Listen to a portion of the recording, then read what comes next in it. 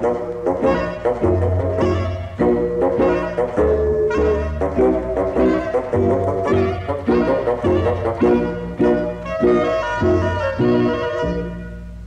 du være så forfærdelig rar og fortælle Peter Plysbjørn en historie?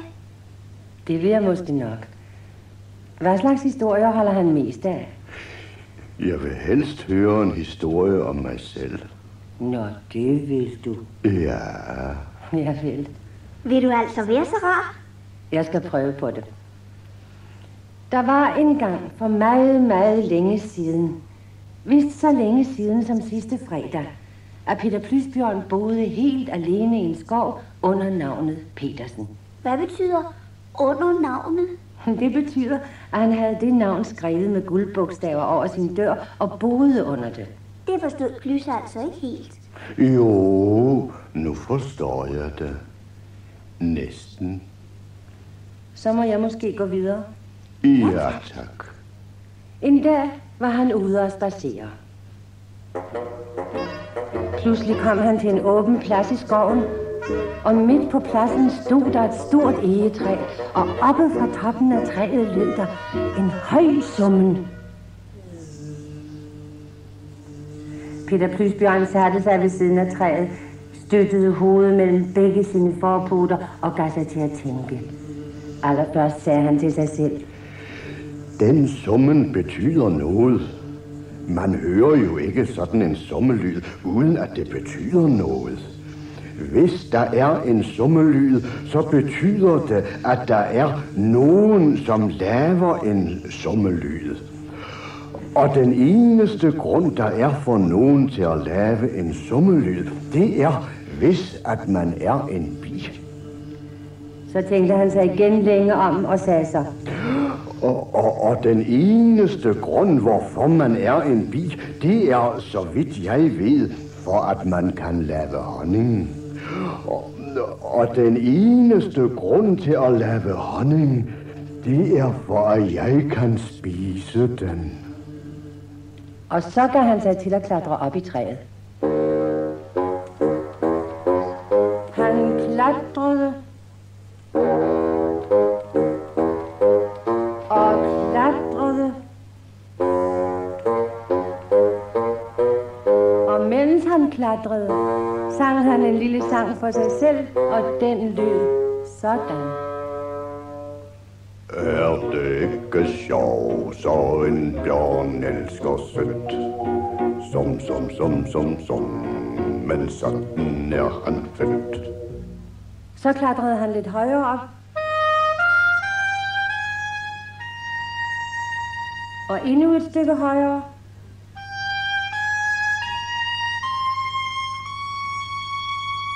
Og nu var han næsten nået helt op, og pludselig sagde det knæk. Og han styrtede ned med et vældigt bump. Hjælp! Hjælp! Det kommer alt sammen og holde så meget af honning. Det fastslog lille Peter Plysbjørn, da han var faldet fra gren til gren, virvlet 3 gange rundt i luften og yndefuldt havnet i en gyvelbusk. Han kravlede ud af gyvelbusken, børstede tornen af sin lille næse og gav sig igen til at tænke. Og det første menneske, han tænkte på, det var Jakob. Var det mig? Ja, det var da. Så må du gerne gå videre igen. Tak skal du have. Så gik Peter Plysbjørn hen til sin ven Jakob, som boede bag en grøn dør henne i en anden del af skoven. Godmorgen, Jakob. Godmorgen, Peter Plys. Du skulle vel ikke tilfældigvis have en ballon? For da jeg lige nu kom gående, så sagde jeg til mig selv, jeg gad dog vide, om Jakob ikke skulle have en ballon. Det var lige, hvad jeg sagde til mig selv. Hvad skal du dog med en ballon? Peter Plysbjørn så sig omkring for at være sikker på, at ingen lyttede. Så holdt han sin lille pote op for munden og viskede: Honning. Er det ikke sjov, som en bjørn elsker sødt? Som, men sådan er han født. hvad skal du med en ballon? Man bruger da ikke balloner til at få honning med. Jeg gør. Jakob havde netop dagen før været til selskab hos Grislingen, og der havde de fået balloner for ærende. Jakob havde fået en brandballon, og en af Ninkaninus' slægtninge havde fået en blå ballon. Men han havde glemt den, fordi han i virkeligheden var alt for lille til at komme med til selskab. Og så havde Jakob taget både den blå og den grønne ballon med hjem. Hvad for en af dem vil du helst have? Peter Plysbjørn støttede igen sit hoved mellem begge sine forpoter og tænkte sig meget om. Jo, siger du, når man går på jagt efter honning med en ballon, så gælder det om, at bierne ikke opdager, at man kommer. Hvis du bruger en grøn ballon, så tror de måske, at du bare er et stykke af det grønne træ og lægger ikke mærke til dig. Og hvis du tager den blå ballon, så tror de måske, at du bare er et stykke af himlen og lægger heller ikke mærke til dig. Så spørgsmålet er, hvad mon det bedste? Men mon ikke de ville opdage dig selv nede under ballonen? Jo, måske. Man kan jo aldrig vide, hvad bier tænker. Jeg kunne prøve på at se ud som en lille sort sky, så narrede jeg dem måske. Så skal du vælge din blå ballon. Den ser ud som et lille stykke af himlen. Ja.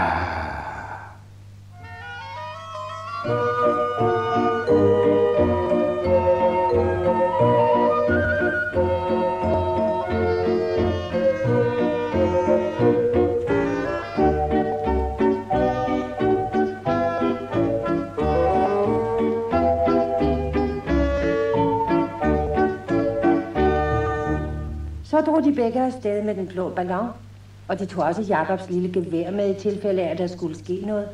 Og Peter Plys gik hen til et meget, meget sølet sted, som han kendte, og der rullede han sig rundt og rundt i sølet, til han var kulsort over det hele. Så pustede de. Og så pustede de. Og så pustede de. Til ballonen blev vældig stor. De holdt begge to i snoren, men pludselig gav Jakob slip, og så svævede Peter Plysbjørn nok så nydeligt helt op i luften. Er det ikke storartet? Hvad ligner jeg? Du ligner en bjørn, som holder en ballon. Ligner jeg ikke en lille sort sky på en blå himmel? Nej, ikke ret meget. Nå. Jamen, det kan da være, at det ser anderledes ud heroppe. Og som jeg siger, man kan aldrig vide, hvad bier tænker. Peter Plysbjørn var ikke nær langt nok hen ved træet, og der var ikke den allermindste blæst, som kunne blæse ham hen til det. Han måtte blive, hvor han var. Han kunne se honningen, og han kunne lugte honningen. Men han kunne ikke nå den. Da der var gået et lille stykke tid, så kaldte han. Jakob! Ja, hvad er vejen?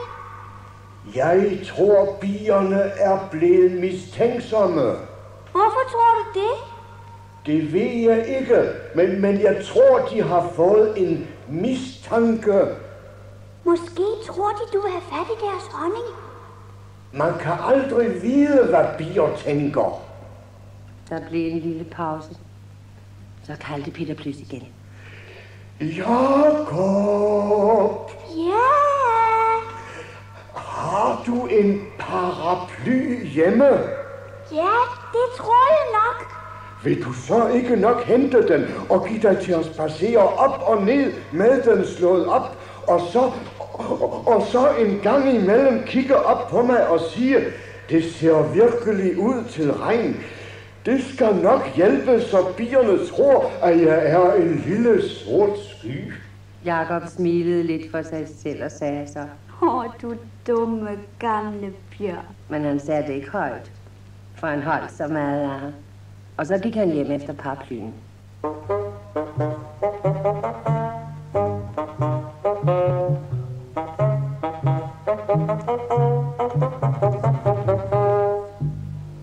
Og det var godt, du endelig kom.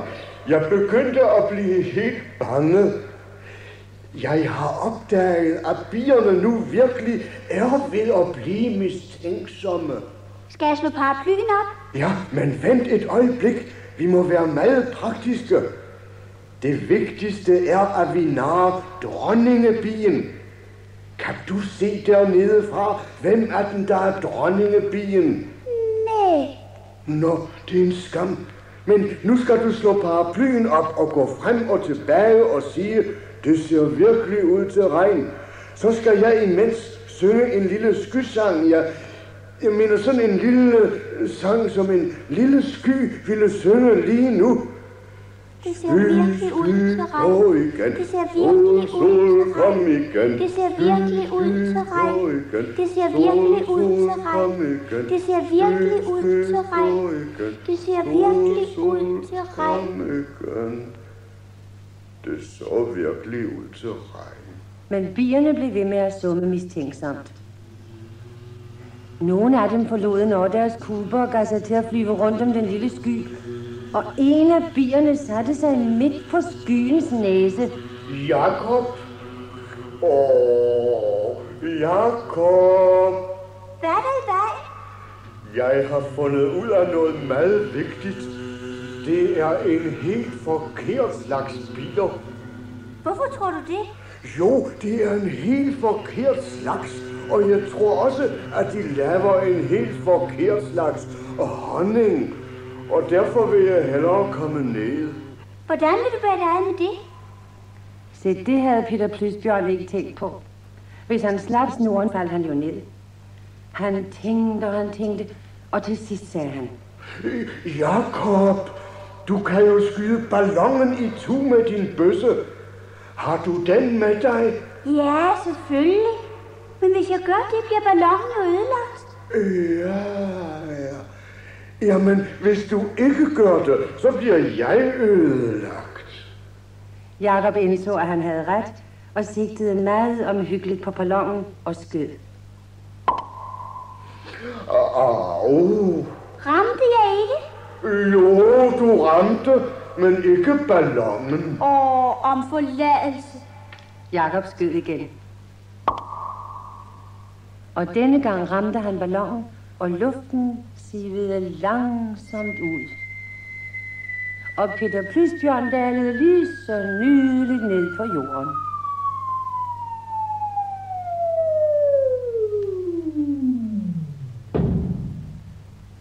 Men tænk, hans arme var så stive af at holde fast i snoren i så lang tid, at de blev ved med at stritte lige op i vejret i over en uge.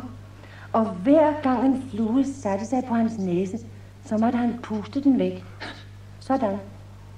Er historien nu forbi? Ja, den historie er forbi. Men der er mange flere. Om Jakob og mig? Ja, om Jakob og dig. Nå. Og næste gang skal vi høre om Peter Plysbjørn, som går på besøg hos en kaninus og kommer i en slem knibe. Han kom vel ikke noget til, da jeg skød ham? Vel? Peter Plysbjørn? Nej, ikke spor.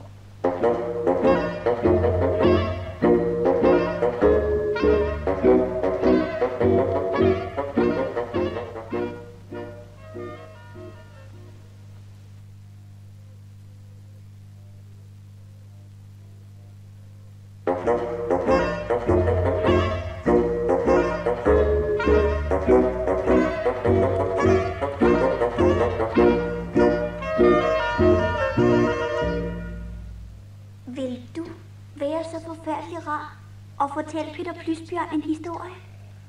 Det vil jeg måske nok. Hvad slags historier holder han mest af? Jeg vil helst høre en historie om mig selv. Nå, det vil du. Ja. Jeg vil. Vil du altså være så rar? Jeg skal prøve på det. Peter Plysbjørn kom en dag gående gennem skoven, glad nynnende ved sig selv. Var det mig? Ja, det var dig. Nå. Han havde lige netop den morgen, da han gjorde sin morgengymnastik foran spejlet, sunget en lille melodi, og den lød sådan.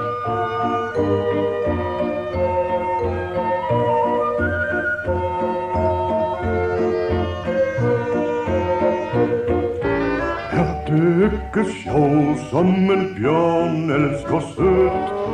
Som, men sådan er han født.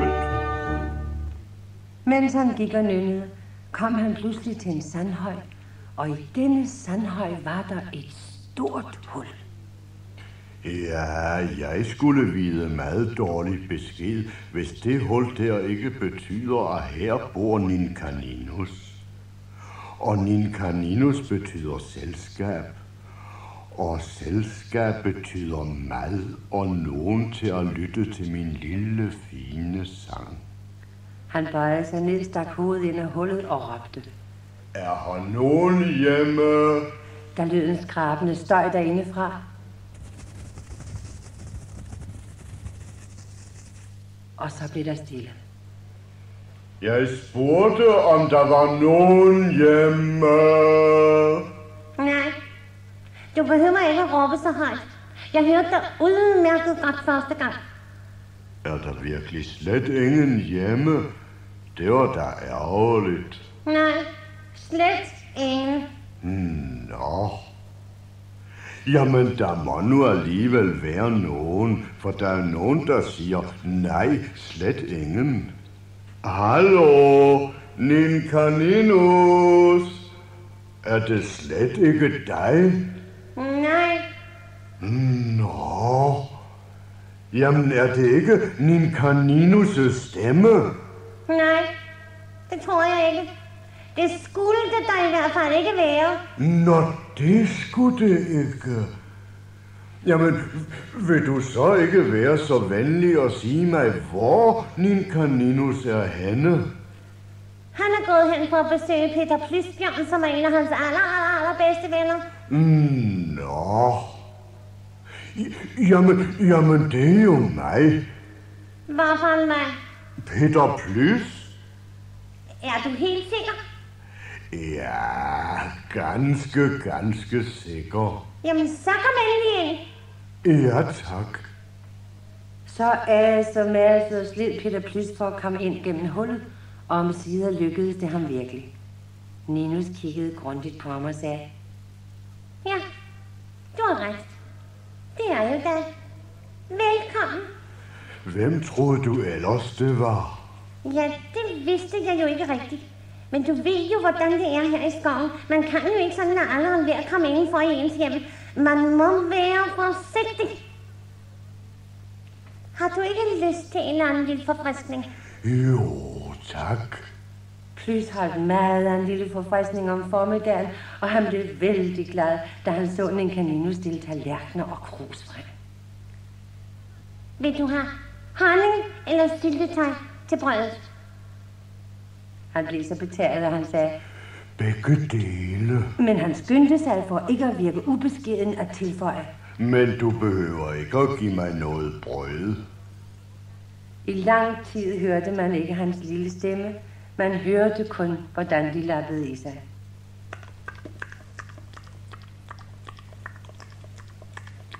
Da de var færdige med at spise, rejste Peter Plysbjørn sig og sang med en lille, klæbrig røst.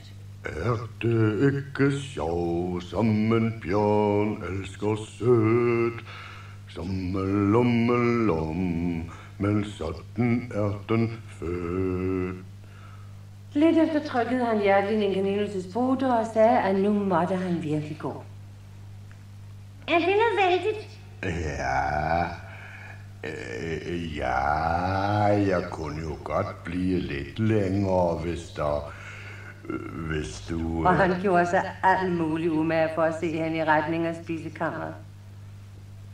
Ja, jeg stod som en selv og skulle til at gå. Nå, jamen, så går jeg også. Farvel. Jamen, så farvel. Hvis du altså ikke vil have mere. Ja, er der mere? Ninkaninus tog låget af fadet og kiggede ned i det. Nej, der er ikke mere.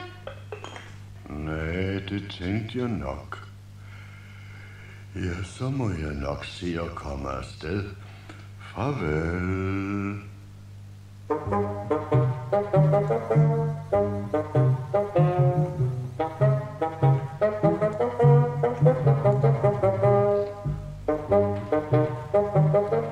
Han gav sig til at kravle ud af hullet. Han arbejdede og massede med sine forpoter. Han skubbede og regerede med sine bagpoter. Så havde han snuden ude i det fri, så ørerne, sig forpoterne til skuldrene, og så... Hjælp! Jeg må vist hellere se at komme ind igen. Det er virkelig meget kedsommeligt. Jeg har travlt. Skynd dig dog med at komme ud. Jamen, jeg kan jo hverken komme ud. Da Ninkaninus ikke kunne komme ud på sin spadseretur gennem hoveddøren, fordi Plys sad fast midt i den, så gik han ud af bagdøren rundt om huset, hen til hvor Plys' hoved stak ud og kiggede på ham. Sidder du fast? Nej, jeg hviler mig bare og nynner lidt for mig selv. Hvor er jeg dog mæt og træt, tralalala, nu hjem i en hast, men hvor jeg dog sidder fast. Giv mig din pote. Peter Plysbjørn rakte en pote frem, og Ninkaninus halede. Au, det gør ondt. Ved du hvad? Du er kommet i klemme. Ja, og hvorfor? Fordi din gadedør ikke er bred nok. Fordi du har spist for meget. Jeg tænkte det nok, men jeg holdt ikke af at sige noget om, at en eget spiste for meget, og at det ikke var mig. Men nu går jeg hen og henter Jakob. Er det mig? Ja, det er dig. Jakob boede i den anden ende af skoven, og da han kom tilbage med Ninkaninus og så den forreste halvdel af Plys stikke uden for hulen, sagde han med så kærlig en stemme, at de andre straks igen fattede håb. Dumme gamle bjørn. Jeg var lige begyndt at tænke, at Ninus måske aldrig mere kom til at bruge sin gadedør igen. Og det ville jeg være meget ked af. Ja, jeg også. Hvorfor skulle Ninkaninus ikke kunne bruge sin gadedør igen? Selvfølgelig kan han det. Nå, jamen det vil da godt. Hvis vi ikke kan hale derud, Plys, så kan vi da i hvert fald skubbe dig tilbage. Ninkaninus strøg efter tænksomt sine knorhår og meddelte, at hvis Plys først var skubbet tilbage, så var han jo derinde igen, og ingen var mere glad end han for at have Plys på besøg. Men der var jo alligevel det, at nogen var vant til at bo i træer, og andre var vant til at bo under jorden. Kort sagt, Ninkaninus brød sig ikke om, at Peter Plys kom tilbage igen, for så vidste han jo ikke, hvornår han blev af med ham. Du mener måske, at jeg aldrig mere skulle kunne komme ud? Der er kun én ting at gøre, gamle Plysbjørn. Vi må vente, til du bliver tynd nok. Hvor længe tager det at blive tynd nok? En uges tid, tænker jeg. Jamen, jeg kan da ikke blive her en hel uge. Du kan da let nok blive her, du dumme gamle bjørn. For det er det at få dig ud, der er det svære. Vi kan læse højt fra det. Og så håber jeg bare ikke, at det begynder at sne. Sagde du en uge, Jakob? Skal jeg så slet ikke have noget at spise i al den tid? Nej, jeg er bange for, at det ikke går an. Så var det for længe, inden du bliver tynd. Peter Plysbjørn gav sig til at sukke. Men så opdagede han, at det kunne han heller ikke, fordi han sad så fast. En tåre trillede ned af hans lille kind. Vil du ikke synge en lille sang? En, der kan bringe trøst og lindring til en bjørn i klemme? Nå. Er det ikke slemt, da en bjørn elsker sødt? Derfor bliver han klemt, men sådan er han født. Tralalalaj, tralalaj, lalalaj, tralalalaj, lalalaj. En hel uge igennem sad Jakob sig ved hovedenden af Peter Plysbjørn og sang. Han læste, og han fortalte historier, og Ninkaninus hængte sit vasketøj til tørre på hans bagben, og imens følte Peter Plysbjørn, at han blev tyndere og tyndere. Nu er det tid.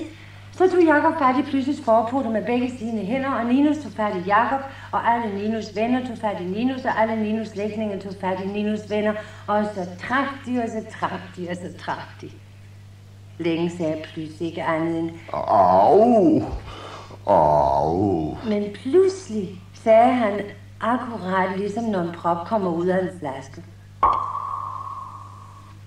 Og Jakob og Ninus venner og Ninus slægtninge satte sig lige på halen. Og oven på dem alle sammen satte Peter Plysbjørn sig med et mægtigt bump. Så nikkede han en ligegyldig tak til sine venner og fortsatte stolt nynnende for sig selv sin spaceretur igennem skoven, som om intet var passeret. Er det ikke sjovt, som en bjørn elsker sødt? Som, men sådan er han født. Jakob så kærligt efter ham og sagde så ved sig selv: Den dumme gamle bjørn.